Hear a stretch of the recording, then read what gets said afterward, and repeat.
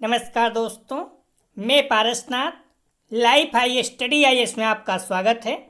आज हम लोग राजा महेंद्र प्रताप सिंह राज्य विश्वविद्यालय अलीगढ़ के बीएड सेकंड सेमेस्टर एग्जाम 2023 जो 21 जून 2023 से एग्जाम होने जा रहा है तथा साथ ही आगरा यूनिवर्सिटी का जो बीएड फर्स्ट ईयर BD 105 वार्षिक एग्जाम 2022-23 होने जा रहा है, उसके लिए पेपर 202 अर्थात विषयों की समझ एवं विद्यालयी विषय या understanding disciplines and school subject का यूनिट 3 अध्ययन विषयों का प्रारूप का प्रैक्टिस सेट 5 हल करेंगे।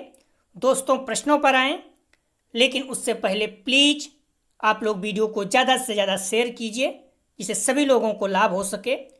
यदि आप लोग चैनल को सब्सक्राइब नहीं किए हैं तो चैनल को सब्सक्राइब कीजिए तथा वीडियो को लाइक और शेयर जरूर कीजिए, इससे मोटिवेशन मिलता है।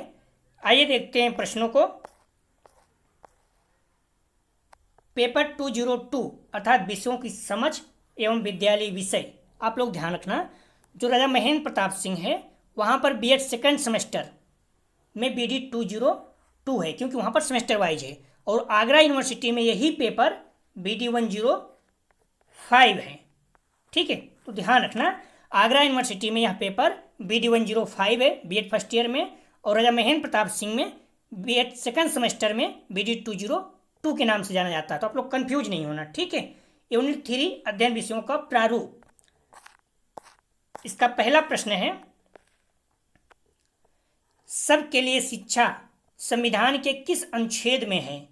ए अनुच्छेद 29, बी अनुच्छेद 45V, सी अनुच्छेद 14 व 15, डी अनुच्छेद 46। सबके लिए शिक्षा संविधान के किस अनुच्छेद में है? मोस्ट इंपॉर्टेंट में इसे रखिएगा, सही जवाब हो जाएगा बी, अनुच्छेद 45V। अनुच्छेद 45 और 21 दोनों मोस्ट इंपॉर्टेंट है, ध्यान रखना आप लोग। अगला प्रश्न है, शिक्षा पर कोठारी आयोग रिपोर्ट का शीर्षक क्या था? ए भावी अधिगम, बी शिक्षा का विविधीकरण, सी शिक्षा और राष्ट्रीय विकास, डी सर्व शिक्षा। सही जवाब हो जाएगा इसका सी, शिक्षा और राष्ट्रीय विकास। अगला प्रश्न है, 1966 में स्वास्थ्य का नया सिद्धांत दिया, अर्थात किसने दिया? ए फ्रेडरिक हर्जबर्ग ने, बी ह्यूज ने, सी रॉस ने, डी नेंसल ने। सही जवाब हो जाएगा इसका, ध्यान रखना, 3 का सही जवाब है ए, फ्रेडरिक हर्जबर्ग ने। मोस्ट इंपॉर्टेंट में इसे भी रखिएगा। अभिप्रेरणा स्वच्छता सिद्धांत का प्रतिपादन फ्रेडरिक हर्जबर्ग ने किया था, इस पॉइंट को ध्यान रखना, ठीक है। अभिप्रेरक स्वच्छता सिद्धांत का प्रतिपादन फ्रेडरिक हर्जबर्ग ने किया था, महत्वपूर्ण है ये, ध्यान रखना पॉइंट। अगला प्रश्न है, 10+2+3 शैक्षिक संरचना फार्मूले को व्यवहारिक रूप से किसके द्वारा प्रयोग में लाया गया? ए माध्यमिक शिक्षा आयोग द्वारा, बी राष्ट्रीय शिक्षा नीति 1986, सी कोठारी कमीशन द्वारा, डी भारतीय शिक्षा आयोग द्वारा। सही जवाब हो जाएगा इसका, ध्यान रखना, बी राष्ट्रीय शिक्षा नीति 1986 द्वारा। अगला प्रश्न है, मास्लो की, या मैस्लो कहीं रहता है, तो मास्लो के आवश्यकता सिद्धांत में कितने प्रकार की आवश्यकताओं का उल्लेख है? ए 3, बी 4, सी 5, डी 6। सही जवाब हो जाएगा सी 5। मास्लो ने आवश्यकता पदानुक्रम सिद्धांत का प्रतिपादन 1954 में किया था, इस पॉइंट को ध्यान रखना, पूछा जा सकता है। स्नेह या प्रेम की आवश्यकता को मास्लो ने कितने वर्गों में बांटा? ए 2, बी 6, सी 4, डी 7। सही जवाब हो जाएगा ए 2, ध्यान रखना, ठीक है। 6 का सही जवाब हो जाएगा ए 2। दो कौन कौन से थे? आत्म प्रेम और दूसरों से प्रेम चाहना। अगला प्रश्न है, महत्वपूर्ण ध्यान रखना इसको, प्रश्न घुमा के कैसे भी पूछ सकता है। प्रश्न है, ग्राफ, रेखा चित्र, शाब्दिक कथन आदि सभी पैराडाइम के अंग हैं या कथन है? ए गांधी जी, बी होल्ड, सी कॉर्लिंगर, डी क्लोनबैक। सही जवाब हो जाएगा इसका सी, कॉर्लिंगर। या फिर ऐसे भी पूछ सकता है, कॉर्लिंगर पैराडाइम के अंग कौन कौन से हैं? तो ऑप्शन में दे देगा ग्राफ, रेखाचित्र, शाब्दिक और सभी दे देगा। तो इस तरह से कैसे भी प्रश्न पूछ सकता है, आप लोग ध्यान रखना। अगला प्रश्न है, पैराडाइम अनुसंधान कार्य का एक प्रत्यात्मक प्रतिमान है या कथन है? ए फ्रेडरिक हर्जबर्ग का, बी मॉर्गन किंग और दिस का, सी होल्ड का, डी स्पीयरमैन का। सही जवाब हो जाएगा, ध्यान रखना इसका, 8 का सही जवाब है सी, होल्ड का।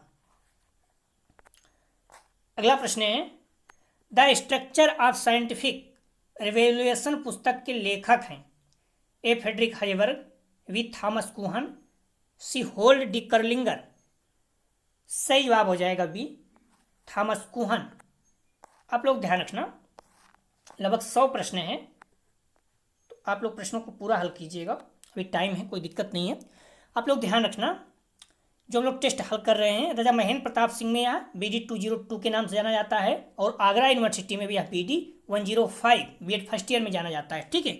और राजा महेंद्र प्रताप सिंह में सेकंड सेमेस्टर में। तो आप लोग कन्फ्यूज नहीं होना, दोनों के लिए महत्वपूर्ण है।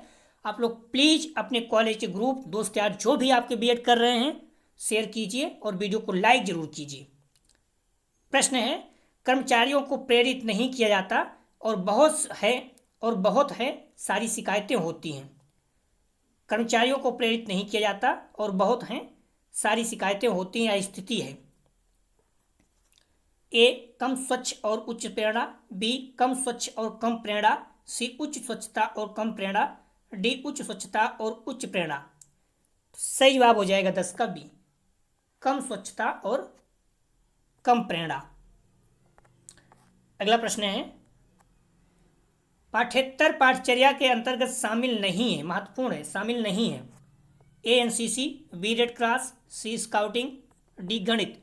ये तीनों चीज़ें आप याद रखना, महत्वपूर्ण है। तो सही जवाब हो जाएगा इसका डी, गणित, ये शामिल नहीं है। प्रश्न पूछा जा चुका है थोड़ा सा घुमा के। अगला प्रश्न है, विषय वस्तु किस आधार पर व्यवस्थित की जाती है? ए प्राचीन काल, बी मध्यकाल, सी आधुनिक काल, डी उपयुक्त सभी। सही जवाब हो जाएगा डी, उपयुक्त सभी। अगला प्रश्न है, विषय वस्तु गठन में किन किन सावधानियों को महत्व दिया जाता है? ए शुद्धता, बी योग्यता व क्षमता, सी उपयोगिता, डी उपयुक्त सभी। सही जवाब हो जाएगा डी, उपयुक्त सभी। अगला प्रश्न है, विषय वस्तु छात्रों की किन आवश्यकताओं को पूर्ण करने वाली होनी चाहिए? ए कौशल, बी रुचियां, सी मूल्य, डी उपयुक्त सभी। सही जवाब हो जाएगा डी, उपयुक्त सभी। अगला प्रश्न है, अधिगम अनुभव छात्रों को किन क्षेत्रों में पूर्ण विकास की शक्ति देने वाले होने चाहिए? ए संज्ञानात्मक, बी भावात्मक, सी मनोक्रियात्मक, डी उपयुक्त सभी। सही जवाब हो जाएगा डी, उपयुक्त सभी।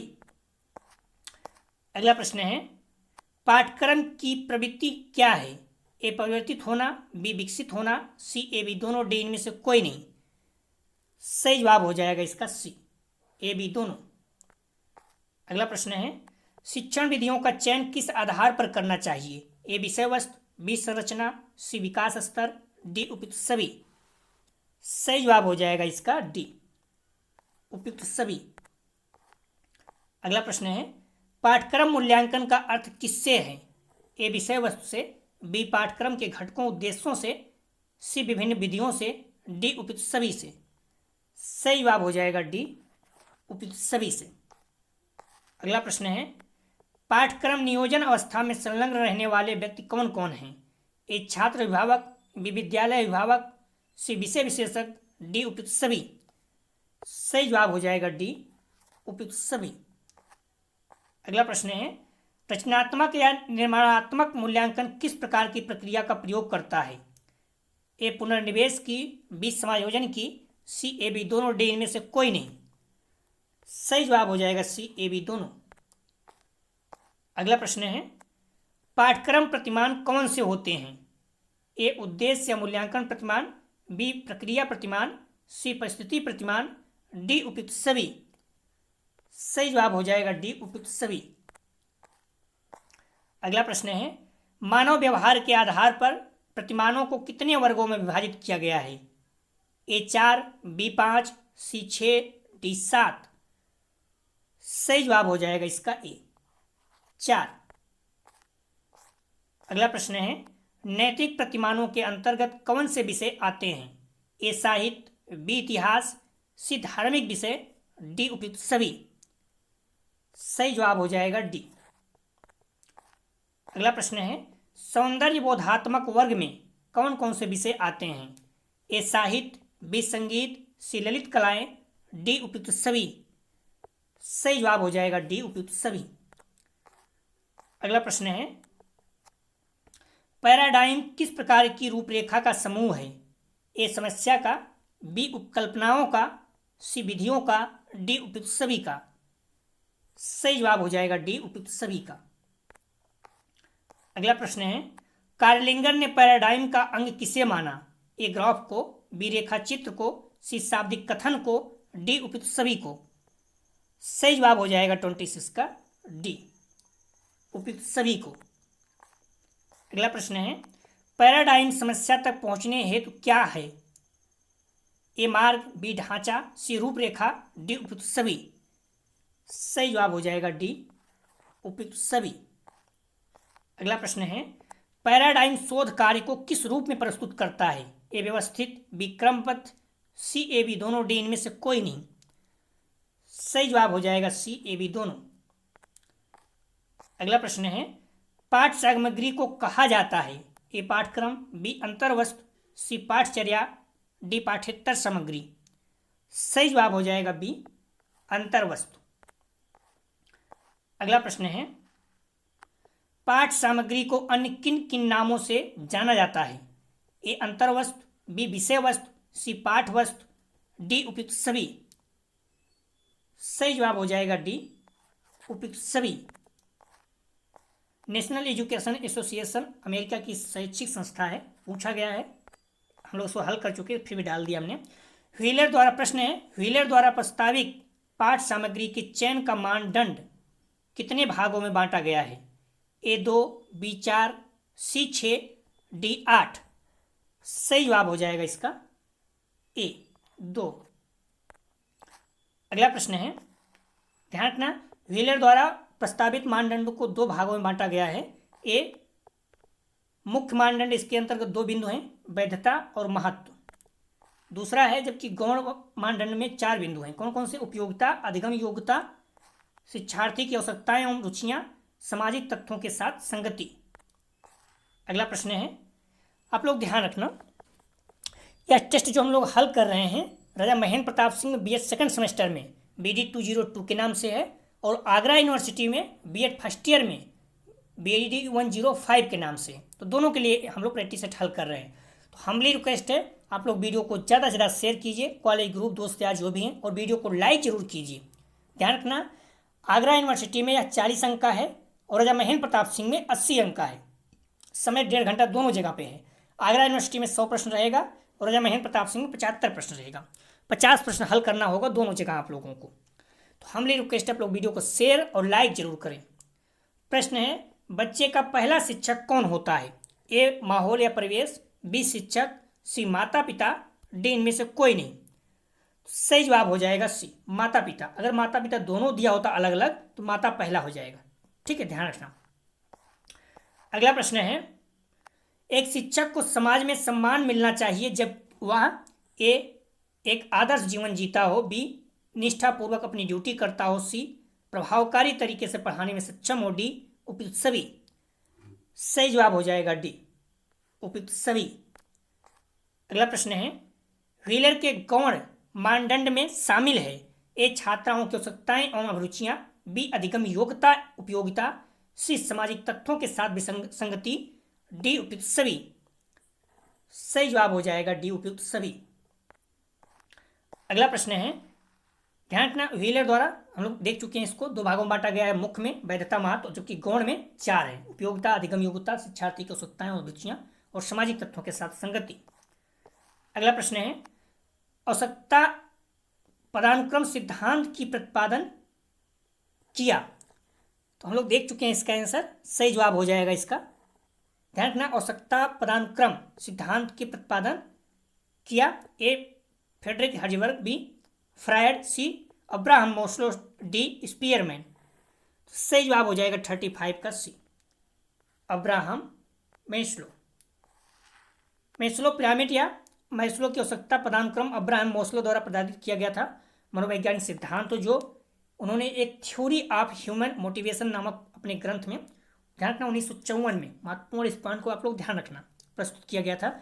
मैस्लो वह प्रथम मनोवैज्ञानिक है जिसने आत्मसिद्ध प्रत्यय का अध्ययन किया। अगला प्रश्न है, अभिप्रेरणा स्वच्छता सिद्धांत का प्रतिपादन किया गया। ए फ्रेडरिक हर्जबर्ग द्वारा, बी फ्रायड द्वारा, सी अब्राहम मैस्लो द्वारा, डी स्पीयरमैन द्वारा। सही जवाब हो जाएगा ए फ्रेडरिक हर्जबर्ग द्वारा। अगला प्रश्न है, पाठ्यक्रम को अन्य किस नाम से जाना जाता है। सही जवाब हो जाएगा, ध्यान रखना, ए विषय सामग्री, बी अंतर्वस्तु, सी पाठचर्या, डी पाठ विवरण। तो पाठ्यक्रम को अन्य किस नाम से जाना जाता है। सही जवाब हो जाएगा 37 का, ध्यान रखना, डी पाठ विवरण।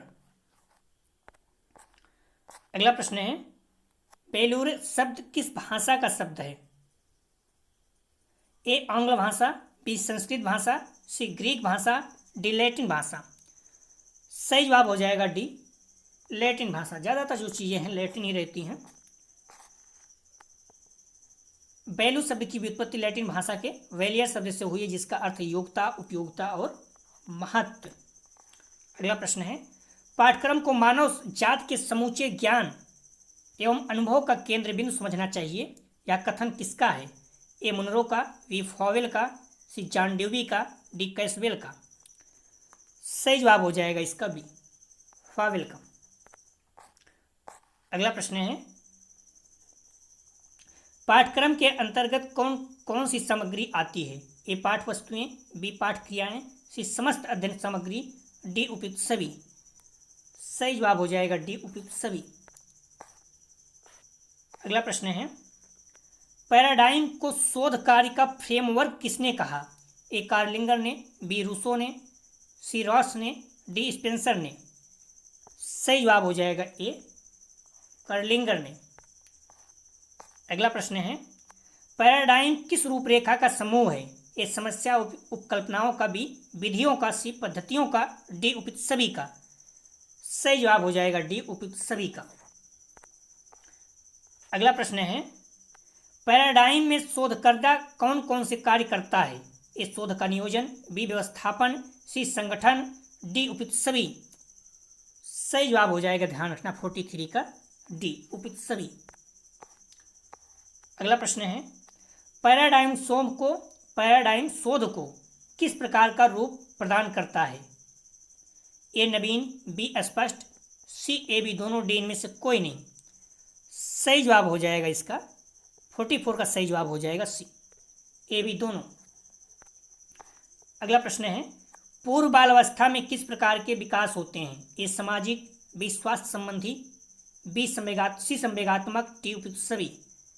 सही जवाब हो जाएगा इसका डी उपयुक्त सभी। अगला प्रश्न है, पाठ्यक्रम किस प्रकार का होना चाहिए। ए समाजवादी, बी धर्मनिरपेक्ष, सी प्रजातांत्रिक, डी उपयुक्त सभी। सही जवाब हो जाएगा डी उपयुक्त सभी। अगला प्रश्न है, 1986 की शिक्षा प्रणाली में किस प्रकार के विज्ञान विषयों को लिया जाता है। ए भौतिक विज्ञान, बी रसायन विज्ञान, सी जीव विज्ञान, डी उपयुक्त सभी। सही जवाब हो जाएगा डी उपयुक्त सभी। अगला प्रश्न है, शिक्षा के मुख्य अंग हैं। ए अध्यापक, बी विद्यार्थी, सी पाठ्यक्रम, डी उपयुक्त सभी। सही जवाब हो जाएगा डी उपयुक्त सभी। अगला प्रश्न है, समाज के एक एजेंट के रूप में स्कूल का प्राथमिक कार्य है। सही जवाब हो जाएगा इसका डी, बच्चों को अपने परिवेश को समझने में मदद देना, डी इसका सही जवाब हो जाएगा। अगला प्रश्न है, परिवार किसकी मुख्य एजेंसी है। ए औपचारिक शिक्षा, बी तकनीकी शिक्षा, सी धर्मनिरपेक्ष शिक्षा, डी अनौपचारिक शिक्षा। सही जवाब हो जाएगा डी अनौपचारिक शिक्षा। आप लोग ध्यान रखना, अनौपचारिक शिक्षा का प्रमुख साधन परिवार, समुदाय, मित्र मंडली, धर्म, समाज, खेल का मैदान, प्रकृति इत्यादि है। और औपचारिक साधनों का उदाहरण है स्कूल हो गया, व्यवस्थित मनोरंजन केंद्र, पुस्तकालय आदि हो जाएगा। तो औपचारिक में स्कूल आता है और अनौपचारिक में सबसे महत्वपूर्ण जो है ये परिवार आता है। इस पॉइंट को ध्यान रखना, बस पूछा गया है। अगला प्रश्न है सामान्यीकृत विचार तथा विशेषताएं जो एक पुरुष तथा महिला में होनी चाहिए निम्न में से क्या है? ए जेंडर भूमिका, बी जेंडर समानता, सी जेंडर असमानता, डी जेंडर रोल्स धारणा। सही जवाब हो जाएगा ए जेंडर भूमिका। अगला प्रश्न है छात्रों में पारस्परिक क्रिया को बढ़ावा देने के लिए निम्नलिखित में से किसका उपयोग किया जाता है? ए भाषा संबंधी खेल, बी नाटक, सी वाद विवाद, डी संगीत। सही जवाब हो जाएगा ए भाषा संबंधी खेल। अगला प्रश्न है सर्वोत्तम विषय वस्तु किसे कहते हैं? ए विश्वसनीयता को, बी वैधता को, सी आशावादिता को, डी उपयुक्त सभी को। सही जवाब हो जाएगा डी उपयुक्त सभी को। अगला प्रश्न है विषय वस्तु चयन में किन बातों का ध्यान रखा जाना चाहिए? ए छात्र रुचि का, बी वैज्ञानिक दृष्टिकोण का, सी उपलब्धियों का, डी उपयुक्त सभी का। सही जवाब हो जाएगा डी उपयुक्त सभी का। अगला प्रश्न है पाठ्यक्रम का मुख्य आधार क्या होता है? ए शिक्षा किसको, बी शिक्षा कैसी, सी शिक्षा कब, डी उपयुक्त सभी। सही जवाब हो जाएगा डी उपयुक्त सभी। अगला प्रश्न है छात्रों को क्षेत्रीय ज्ञान होना जरूरी क्यों होता है? ए स्थानीय वातावरण ज्ञान हेतु, बी पर्यावरण समुदाय ज्ञान हेतु, सी व्यवहार हेतु, दैनिक आवश्यकता पूर्ति हेतु, डी उपयुक्त सभी। सही जवाब हो जाएगा डी उपयुक्त सभी। अगला प्रश्न है विद्यालय में पाठ्यक्रम आवश्यक है? ए छात्रों हेतु, बी अध्यापक अभिभावक हेतु, सी अधिकारियों हेतु, डी उपयुक्त सभी। सही जवाब हो जाएगा डी उपयुक्त सभी। अगला प्रश्न है अभिप्रेरकों को कितने वर्गों में विभक्त किया गया है? ए 3, बी 2, सी 4, डी 5। सही जवाब हो जाएगा बी 2। ध्यान रखना अभिप्रेरक को 2 वर्गों में और प्रेरणा को भी 2 वर्गों में। ठीक है, मोटिवेशन 2 तरह की होती है, कौन कौन से? आंतरिक और बाहरी। प्रेरणा भी 2 प्रकार का है। ठीक है, इस पर ध्यान रखना। प्रोत्साहन भी 2 प्रकार का है, कुछ भी पूछ सकता है। मोटिवेशन अर्थात अभिप्रेरणा 2 प्रकार, प्रेरणा 2 प्रकार, प्रोत्साहन 2 प्रकार। ये सब एक ही शब्द हैं, अगर थोड़ा सा घुमा के पूछता तो आप लोग ध्यान रखना। ठीक है, सारे 2 हैं, प्रेरणा, अभिप्रेरणा और प्रोत्साहन, दोनों तीनों जो हैं 2 प्रकार के हैं। प्रश्न है मांग सिद्धांत का प्रतिपादन किसने किया? सही जवाब हो जाएगा इसका ए मोस्लो ने। अगला प्रश्न है अभिप्रेरणा किसे कहते हैं? ए प्रक्रिया को, बी परिणाम को, सी ए बी दोनों, डी इनमें से कोई नहीं। सही जवाब हो जाएगा सी ए बी दोनों। अगला प्रश्न है अभिप्रेरणा सीखने का राजमार्ग है, यह कथन किसका है? सही जवाब हो जाएगा इसका ए स्किनर का। अगला प्रश्न है शिशु केंद्रित पाठ्यक्रम में ध्यान रखा जाता है? ए बच्चे की रुचि का, बी बच्चों के रुझान व योग्यता का, सी बच्चों की आवश्यकता का, डी उपयुक्त सभी। सही जवाब हो जाएगा इसका, ध्यान रखना 62 का, डी उपयुक्त सभी। अगला प्रश्न है बीज के अंकुरण की अवधारणा को पढ़ाने के लिए सबसे अच्छा तरीका है? ए विस्तृत व्याख्या प्रदान करना, बी बीज विकसित विकास की तस्वीर दिखाना, सी छात्रों के द्वारा बीज लगाना और अंकुरण का निरीक्षण करना, डी बोर्ड पर चित्र बनाना और विवरण देना। सही जवाब हो जाएगा सी छात्रों के द्वारा बीज लगाना और अंकुरण का निरीक्षण करना। अगला प्रश्न है 1998 में राष्ट्रीय अध्यापक शिक्षा परिषद NCTE की रिपोर्ट में पाया गया कि शिक्षक परिवर्तन लाने वाले महत्वपूर्ण कारक होते हैं। वे न केवल ज्ञान का प्रसार करते हैं बल्कि ए नया ज्ञान सिखाते हैं, बी नया ज्ञान उत्पन्न करते हैं, सी ज्ञान हस्तांतरित करते हैं, डी नए ज्ञान की पहचान करते हैं। सही जवाब हो जाएगा इसका बी नया ज्ञान भी उत्पन्न करते हैं। इस पॉइंट को ध्यान रखना। अगला प्रश्न है शिक्षण के अन्वेषण दृष्टिकोण में सबसे महत्वपूर्ण शिक्षण परिणाम होता है? ए रटना, बी हेर फेर, सी संकल्पनात्मक समझ, डी प्रबलन। सही जवाब हो जाएगा इसका सी, संकल्पनात्मक समझ। अगला प्रश्न है, निम्नलिखित में से कौन सा लक्ष्य स्कूली शिक्षा में संख्यात्मकता से जुड़ा है? निम्नलिखित में से कौन सा लक्ष्य स्कूली शिक्षा में संख्यात्मकता से जुड़ा है? ए वयस्कों को रोजगार सक्षम बनाना, बी जिम्मेदार वयस्क विकसित करना, सी वयस्कों को सामाजिक बनाना, डी बच्चे के आंतरिक साधनों का विकास करना। सही जवाब हो जाएगा ए, वयस्कों को रोजगार सक्षम बनाना। अगला प्रश्न है, एक सहभागी शैक्षिक वातावरण में डॉट डॉट के पर्याप्त अवसर होने पर प्रभावी भाषा अधिग्रहण संभव हो सकता है। ए विश्लेषणात्मक संचार, बी लिखित संचार, सी मौखिक संचार, डी पारस्परिक संचार। सही जवाब हो जाएगा डी पारस्परिक संचार। अगला प्रश्न है, एनसीईआरटी के दिशा निर्देश के अनुसार स्कूलों में कला शिक्षा के लिए कितना समय आवंटित किया जाना चाहिए? सही जवाब हो जाएगा इसका ध्यान रखना ए, कुल समय का 1/4, ठीक है, कला शिक्षा के लिए होना चाहिए। एनसीईआरटी द्वारा आयोजित राष्ट्रीय पाठचर्या की रूपरेखा समीक्षा पर विचार विमर्श के दौरान किसी किशोर लड़की द्वारा सुझाए गए विशिष्ट उपाय थे, क्या थे? लड़कों में लड़कियों के प्रति उनके व्यवहार के बारे में अधिक आत्म जागरूकता पैदा करना। अगला प्रश्न है, निम्न में से क्या 1978 में शुरू किए गए राष्ट्रीय वयस्क शिक्षा कार्यक्रम national adult education programme NAEP का उद्देश्य नहीं है? महत्वपूर्ण है।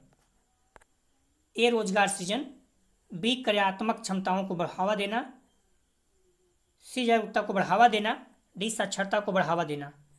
सही जवाब हो जाएगा ए रोजगार सृजन। अगला प्रश्न है, दूरस्थ शिक्षा का सबसे शुरुआती तरीका कौन सा था? ए पत्राचार के माध्यम से शिक्षा, बी वीडियो कॉन्फ्रेंसिंग, सी ऑनलाइन शिक्षा के साथ साथ आमने सामने का सत्र, डी टेलीकॉन्फ्रेंसिंग। सही जवाब हो जाएगा ए पत्राचार के माध्यम से शिक्षा। अगला प्रश्न है,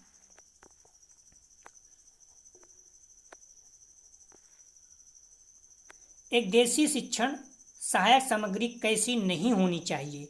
ए महंगी, बी दूर स्थान से लाई गई सामग्री से निर्मित, सी स्थानीय तौर पर विकसित, डी प्रासंगिक। तो एक देशी शिक्षण सहायक सामग्री कैसी नहीं होनी चाहिए?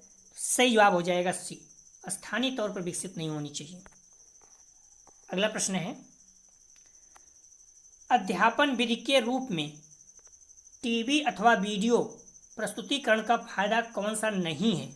इसमें सारे फायदे हैं, एक नहीं है। सही जवाब इसका ध्यान रखना, यह विद्यार्थियों में एक प्रकार के देशीतावाद को प्रोत्साहित करती है, ये नहीं है। टीवी से आपको देशीता मतलब देशी कहाँ विकसित होता है? या वीडियो के द्वारा। अगला प्रश्न है, प्रक्षिप्त विजुअल एड कौन सी नहीं है? प्रक्षिप्त विजुअल एड कौन सी नहीं है? ए स्लाइड है, बी बार चार्ट, सी हाथ से पकड़ा प्रोजेक्टर, डी वीडियो प्रोजेक्टर। सही जवाब हो जाएगा बी बार चार्ट। अगला प्रश्न है, ध्यान रखना, श्रवृद्धि सहायक सामग्री का मुख्य उद्देश्य वास्तविक अधिगम अनुभवों में सार्थक विद्यार्थी सहभागित्व का अवसर देना। अगला प्रश्न है, एनसीईआरटी के विषय में निम्नलिखित में से कौन सा कथन सही नहीं है? 3 सही है, 1 नहीं है। सही जवाब हो जाएगा इसका ध्यान रखना बी। यह एक सांविधिक संस्था है जिसकी स्थापना संसद के अधिनियम द्वारा की गई, ये नहीं है। इसका मुख्य सरोकार विद्यालय शिक्षा गुणवत्ता में सुधार लाना, बिल्कुल। या सोसाइटी पंजीकरण अधिनियम के अंतर्गत पंजीकृत है, बिल्कुल। या भारत सरकार की स्वायत्त संस्था है, ये भी सही है, बी सही नहीं है।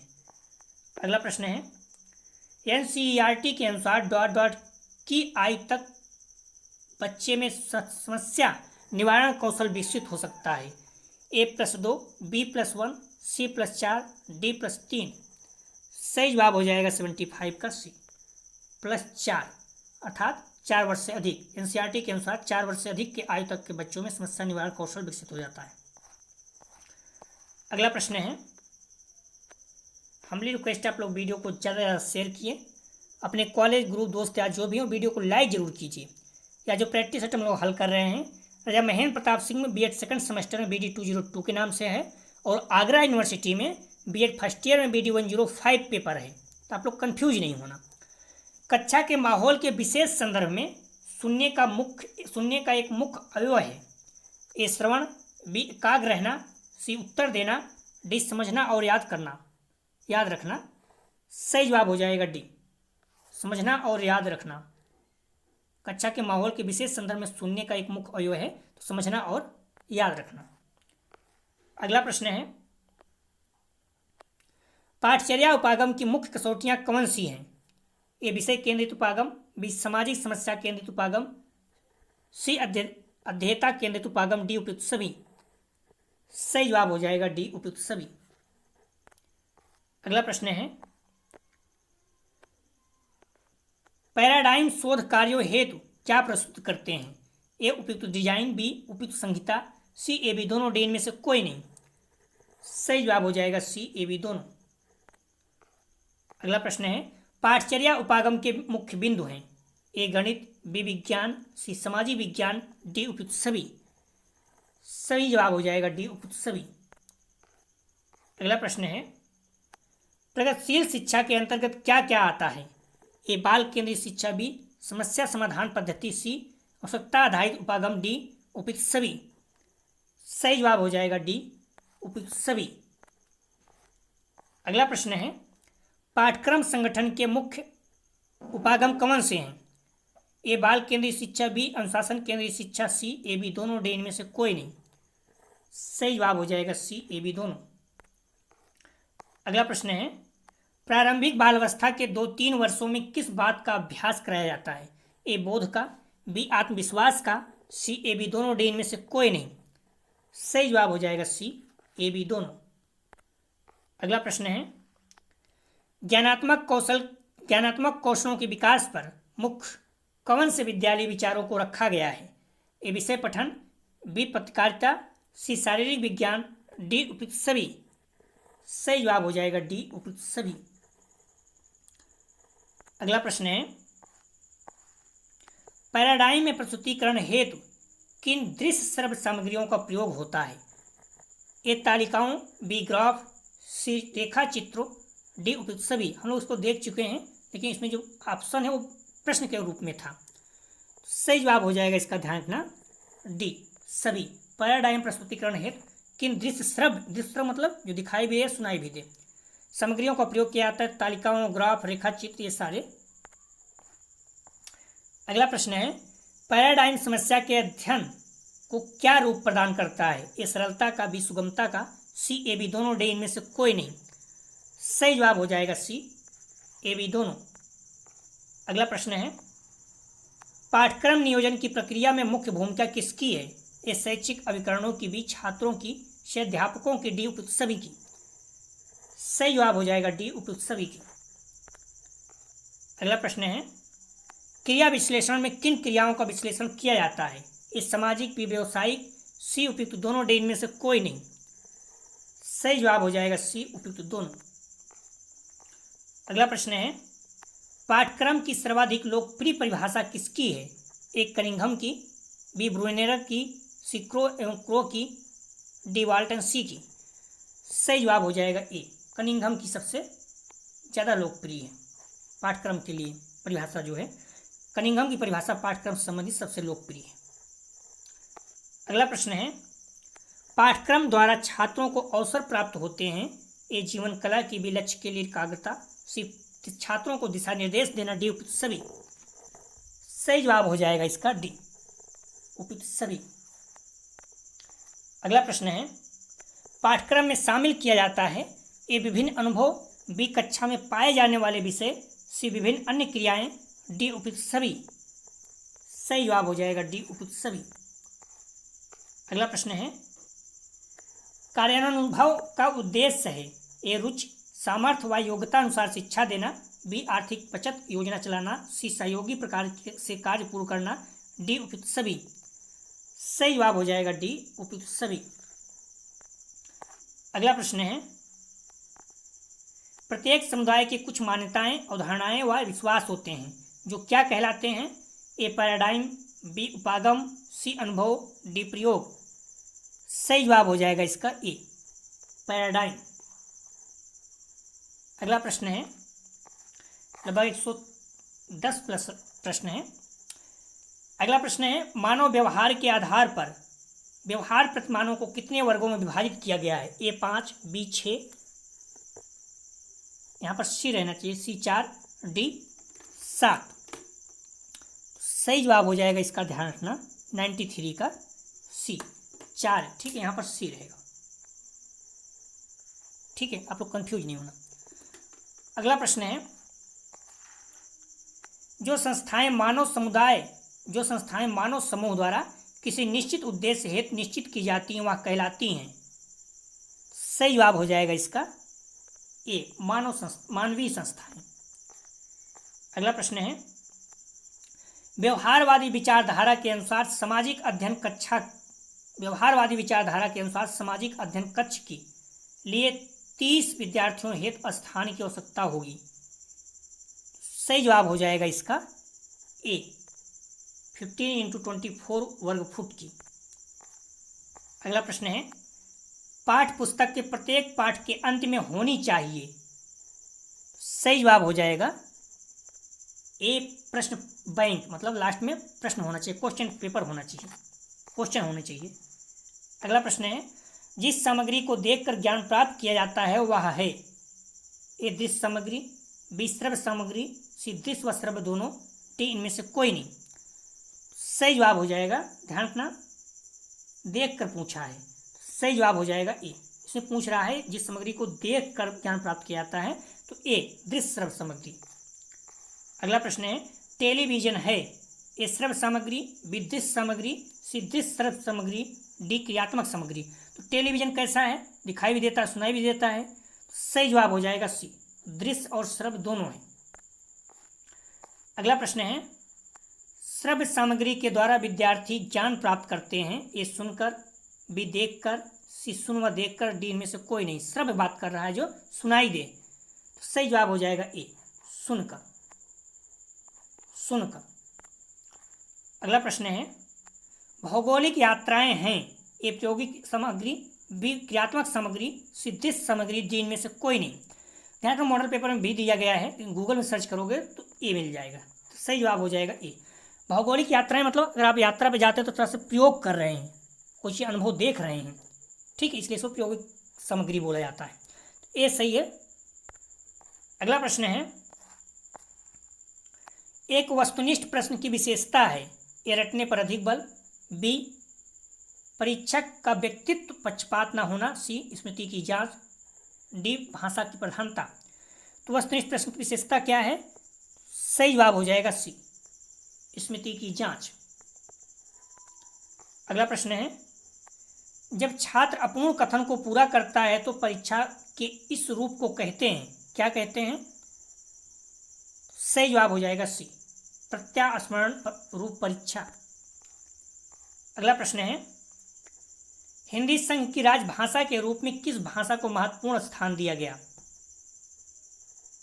सही जवाब हो जाएगा बी मातृभाषा को। अगला प्रश्न है, पाठ्यक्रम की मुख्य समस्या क्या है? सही जवाब हो जाएगा ए विषय वस्तु का चयन। अगला प्रश्न है, कोठारी आयोग ने कक्षा 5 में विज्ञान का कौन सा वर्ग पढ़ाने पर बल दिया?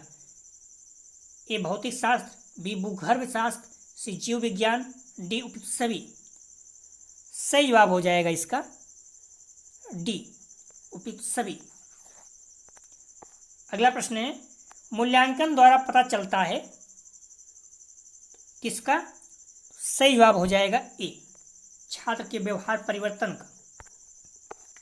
अगला प्रश्न है, श्रव्य सामग्री में आता है ए चलचित्र, बी रेडियो ग्रामोफोन, सी ग्राम व चार्ट, डी इनमें से कोई नहीं। श्रव्य मतलब जो सुनाई दे। सही जवाब हो जाएगा इसका बी रेडियो व ग्रामोफोन।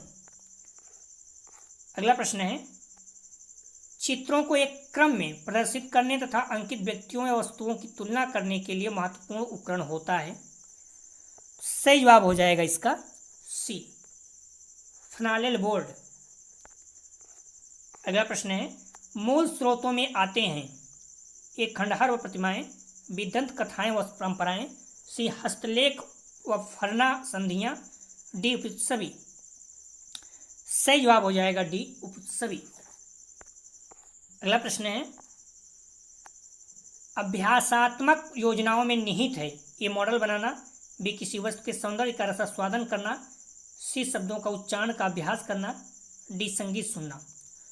सही जवाब हो जाएगा इसका सी, शब्दों का उच्चारण करना। ये क्या है, अभ्यास योजना में आएगा। अगला प्रश्न है, सामाजिक अध्ययन शिक्षक का मुख्य कार्य है ये समाज विज्ञान, तत्कालिक कार्यों में सहयोग बी, पाठ्यक्रम निर्माण में सहयोग सी, पाठ्यवस्तु निर्माण में सहयोग डी उपयुक्त सभी। सही जवाब हो जाएगा डी उपयुक्त सभी। अगला प्रश्न है, समुदाय के साधनों को विभाजित किया जा सकता है ये भौगोलिक स्थितियां बी, सामाजिक संस्थाएं सी, संस्कृत डी उपयुक्त सभी। सही जवाब हो जाएगा डी उपयुक्त सभी। अगला प्रश्न है, विद्यालय को समुदाय के निकट ले जाने के लिए किन उपायों को काम में लाया जाना चाहिए, ये सर्वेक्षण बी, क्षेत्र पर्यटन सी, समाज सेवा संघों द्वारा, साज सेवा संघों द्वारा, डी उपयुक्त सभी। सही जवाब हो जाएगा, ध्यान रखना इसका डी उपयुक्त सभी।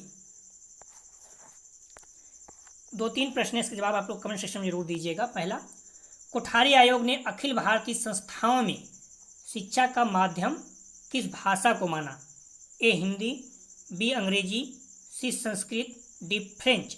तो कोठारी आयोग ने अखिल भारतीय संस्थाओं में शिक्षा का माध्यम किसे माना है, कोठारी आयोग ने अखिल भारतीय संस्थाओं में शिक्षा का माध्यम किस भाषा को माना है, तो आप लोग जवाब दीजिएगा कमेंट सेक्शन में। दूसरा प्रश्न था, यहाँ पर गलती से तीसरा हो गया, पाठ्य पुस्तक होनी चाहिए, ए शिक्षक केंद्रित, बी बाल केंद्रित, सी नकल केंद्रित, डी इनमें से कोई नहीं। और तीसरा जो है, या फिर आप देख लीजिएगा, प्रक्षेपित सामग्री में आते हैं ये श्यामपट एवं कार्टून, बी प्रतिरूप व कठपुतलियाँ, सी फ्लानेल बोर्ड, डी इनमें से कोई नहीं। देख लीजिएगा आप लोग, जवाब जरूर दीजिएगा सब, ठीक है, तीनों प्रश्न का। अगला जो हम लोग टेस्ट देखेंगे BD 202 का ही यूनिट 4 अध्ययन विषयों की सिफारिशें। तो हमले रिक्वेस्ट है कि आप लोग वीडियो को शेयर ज़्यादा से ज़्यादा करें, अपने कॉलेज ग्रुप दोस्त यार जो भी है, और लाइक जरूर करें। यह जो प्रैक्टिस सेट था ये Raja Mahendra Pratap PS second semester का, BEd first year second semester का BD 202 में था, और आगरा यूनिवर्सिटी में जो है यही पेपर BD 105 के नाम से है, ठीक है, BEd फर्स्ट ईयर में। तो इसलिए जो आगरा यूनिवर्सिटी बच्चे वो भी तैयारी करते रहें, प्रैक्टिस सेट हल करते रहें, और वीडियो को ज़्यादा शेयर करें, कॉलेज ग्रुप दोस्त यार जो भी है, वीडियो को लाइक जरूर करें, हम्बली रिक्वेस्ट है दोस्तों। डिस्क्रिप्शन और कमेंट सेक्शन दोनों जगह पर टेलीग्राम व्हाट्सएप ग्रुप का लिंक दिया गया, आप लोग ग्रुप ज्वाइन कर लीजिए, जिससे सभी लोगों को आप नोटिफिकेशन प्राप्त हो सके। हमारी रिक्वेस्ट एक बार फिर से वीडियो को शेयर और लाइक जरूर करें। वीडियो देखने के लिए धन्यवाद दोस्तों।